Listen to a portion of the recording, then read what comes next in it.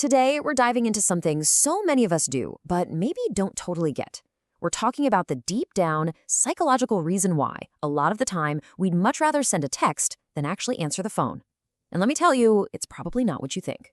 So picture this. I'm sure you've been there. Your phone's right there, it buzzes, it rings, and you just look at it. You let it go to voicemail, and then like a second later, you pick it up and text that same person, "Hey, what's up?" If you're nodding along right now, yeah, this explainer is for you. On the surface, people might see this and think you're being rude, or maybe you're just shy, or even that you're avoiding them. But the psychology here tells a totally different story.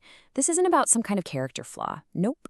It's about your brain's strategy. It's about needing a moment to process, wanting to feel in control, and honestly, a little bit of emotional self-protection. All right, so let's get into the first big reason for this. Your brain just needs a buffer.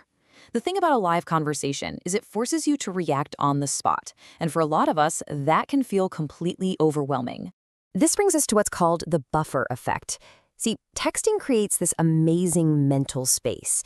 It gives you a second to actually reflect, to analyze your own kind of messy thoughts or feelings and just make sense of it all before you even have to think about responding. A phone call, it just doesn't give you that luxury. I mean, think about the cognitive load. A phone call is high pressure, it demands an instant reaction. Texting, on the other hand, just lowers that pressure way, way down. It gives you room to breathe and think. For anyone who has a hard time putting big feelings into words right in the moment, well, this buffer is everything. Okay, so that builds right into our second key idea, the quest for control.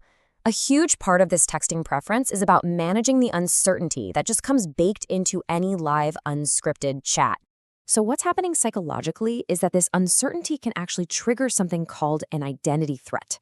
That's just a fancy term for that internal anxiety you feel when you lose the ability to edit yourself. A phone call is totally unpredictable. It can twist and turn in ways you didn't see coming, and that can feel kind of threatening to your sense of self-control.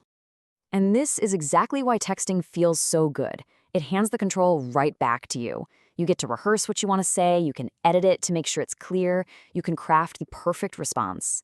This is how you avoid that awful feeling of post-call regret where you just lie awake replaying everything you wish you'd said differently.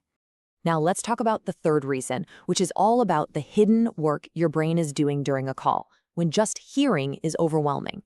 This really gets into the nitty-gritty of sensory processing. Because you have to realize a phone call is so much more than just an exchange of words.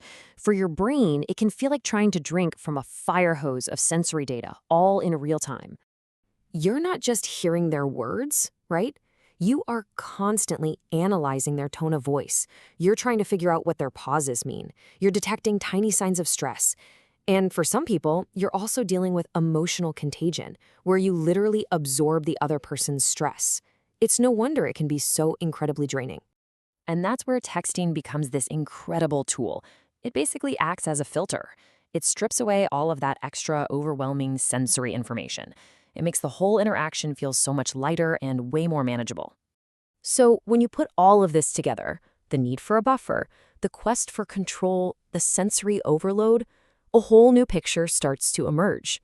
We really need to see this preference as a smart strategy, not some kind of personal flaw. It's about reframing how you think about your own communication style. So let's just recap what texting is really doing for you. 1, it buffers your thoughts. 2, it gives you control.